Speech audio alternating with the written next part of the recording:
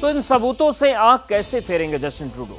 आपके देश में आतंकियों की इतनी लंबी लिस्ट है कि गिनती करने में घंटों निकल जाएं, लेकिन सिर्फ अपनी सरकार को बचाए रखने के लिए ट्रूडो कनाडा को आतंक का गढ़ बना चुके हैं। पंजाब की पुलिस पर रॉकेट अटैक करवाने वाले भी कनाडा में रहते हैं और पंजाब में ड्रग्स का जाल बिछाने वाले भी। भारत सरकार ने कनाडा सरकार को डोजियर तक भेजे, लेकिन सवाल यह है कि ट्रूडो सरकार ने इन वांटेड अपराधियों के खिलाफ कोई कार्रवाई अब तक क्यों नहीं की? दूसरे पर कीचड़ उछालने वाले कनाडा के प्रधानमंत्री जस्टिन ट्रूडो को एबीपी न्यूज आज आईना दिखा रहा है और दुनिया के सामने एक्सपोज कर रहा है।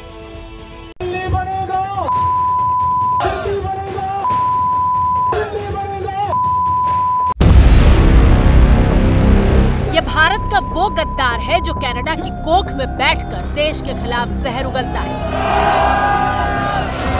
दिल्ली पुलिस की स्पेशल सेल के डोजियर में साफ बताया गया था कि भारत को कई देश में बांटना चाहता है पन्नू। धार्मिक आधार पर देश का बंटवारा करना चाहता है। मुस्लिमों के लिए वो डेमोक्रेटिक रिपब्लिक ऑफ उर्दुस्तान बनाना चाहता है। गुरपतवंत सिंह पन्नू अलगाववादी ग्रुप सिख फॉर जस्टिस का प्रमुख है, जो पंजाब को हिंदुस्तान से अलग करने की मांग करता है। 7 जुलाई 2022 को गृह मंत्रालय ने पन्नू को आतंकवादी घोषित किया था। देश भर में पन्नू के खिलाफ 16 मामले दर्ज हैं। गुरपतवंत सिंह पन्नू के पास कनाडा के साथ साथ अमेरिका की नागरिकता भी है। 56 साल का गुरपतवंत सिंह पन्नू का परिवार बंटवारे यानी 1947 में पाकिस्तान से अमृतसर आया था। गुरपतवंत सिंह पन्नू का जन्म अमृतसर में ही हुआ था और उसने पंजाब यूनिवर्सिटी से लॉ की डिग्री ली है, लेकिन देश के खिलाफ गैर कानूनी काम करने का रास्ता उसने चुना। पन्नू वो शख्स है जो इंडिया गेट पर खालिस्तानी झंडा फहराने वाले को $2.5 मिलियन देने की घोषणा कर चुका है। पन्नू ने ऐसे पुलिसकर्मी को $1 मिलियन देने की घोषणा की थी जो 15 अगस्त 2021 के दिन लाल किले पर तिरंगा लहराने से रोके। अब समझिए कि कनाडा की जमीन पर बैठे पन्नू जैसे देश विरोधी लोग कितने ताकतवर हैं कि इनको पैसों की भी कोई कमी नहीं होती। और क्यों नहीं होती? दरअसल खालिस्तानी और गैंगस्टर्स का नेटवर्क मिलकर काम करता है। एनआईए की जांच में खालिस्तानी आतंकी और गैंगस्टरों के गठजोड़ के पुख्ता सबूत मिले हैं। इस गठजोड़ के निशाने पर पंजाब फिल्म इंडस्ट्री के प्रोड्यूसर और डायरेक्टर हैं। गैंगस्टरों के साथ मिलकर वसूली का खेल खेल रहे हैं कनाडा के खालिस्तानी। बहुत अफसोस की बात है कि कनाडा आज आतंकवादियों का अड्डा बना हुआ है। वहाँ की सरकार डिपेंडेंट है आज सिख आतंकवादी ग्रुप की पॉलिटिकल पार्टी के ऊपर। यही कारण है कि उस पॉलिटिकल पार्टी ने सर पर पिस्टल रखी हुई है और पूरे डोमिनेट कर रहे हैं। मजबूर है वो पार्टी आज कि सिख आतंकवादियों को सपोर्ट दे रही है। वहाँ भारत के खिलाफ प्रदर्शन होते हैं, भारत के राजदूत को धमकियाँ दी जाती हैं, जबकि कनाडा सरकार की जिम्मेदारी है कि कोई भी डिप्लोमेट हो उसकी पूरी सुरक्षा दी जाए, ये एज पर जेनेवा कन्वेंशन के हिसाब से। लेकिन ऐसा नहीं हो रहा है। इतना ही नहीं, पंजाब में इंटरनेशनल ड्रग्स रैकेट तक पकड़ा गया जिसके तार कनाडा से जुड़े हुए हैं। 6000 करोड़ रुपए के ड्रग्स का नेक्सस था।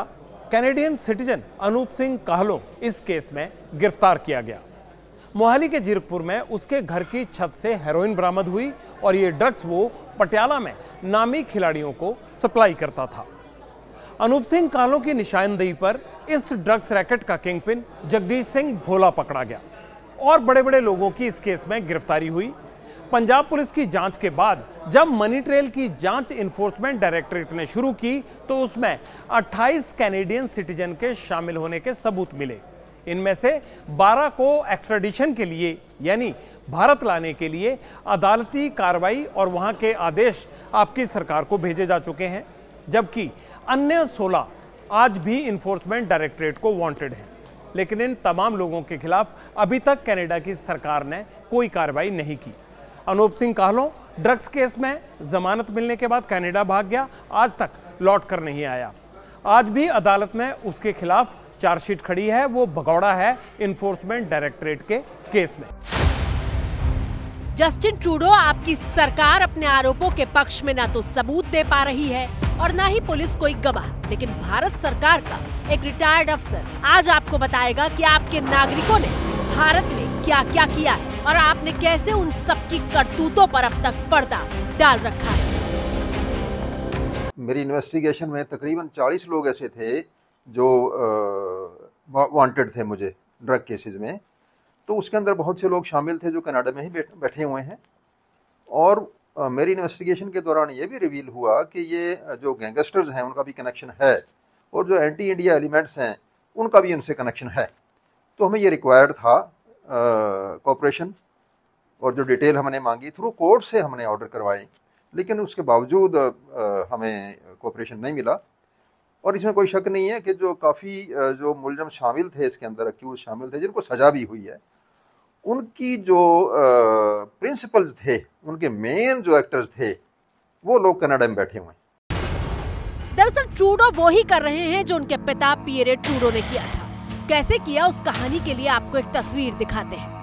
क्या आप कल्पना कर सकते हैं कि किसी देश के एक बड़े आतंकवादी की तस्वीर को पूरे सम्मान के साथ धार्मिक स्थल की दीवारों पर चस्पा किया गया हो? लेकिन कनाडा में ऐसा होता है। इस तस्वीर को गौर से देखिए, जो कनाडा के ब्रिटिश कोलंबिया प्रांत के सरे शहर से सामने आई थी। इस शहर के गुरुद्वारे पर जिस शख्स की तस्वीर लगाई गई है उसका नाम है तलविंदर सिंह परमार। तलविंदर सिंह परमार खुद को खालिस्तानी अलगाववादियों का मसीहा कहता था।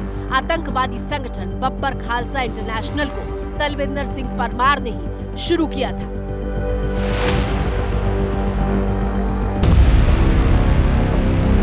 बेटे जस्टिन ट्रूडो की तरह पियरे ट्रूडो कैसे आतंकवाद पर आंख मूंदे रहे, उसकी मिसाल है कनिष्क बम कांड। साल 1985 में कनिष्क हाईजैक कांड ने पूरी दुनिया को दहला कर रख दिया था। जस्टिन ट्रूडो के पिता पियरे ट्रूडो के कार्यकाल में ही खालिस्तानी आतंकवादियों ने एयर इंडिया के विमान कनिष्क को हाईजैक करके हवा में बम से उड़ा दिया था। हमले में 300 से ज्यादा लोगों की मौत हुई थी। मारे गए लोगों में 270 कनाडा के नागरिक थे। बावजूद इसके पियरे ट्रूडो की आंख पर पट्टी बंधी रही। इस हमले का मास्टरमाइंड था तलविंदर सिंह परमार। लेकिन कनाडा के तत्कालीन प्रधानमंत्री और जस्टिन ट्रूडो के पिता पियरे ट्रूडो ने कनिष्क बमकांड के मास्टरमाइंड तलविंदर सिंह परमार को भारत को सौंपने से इनकार कर दिया था।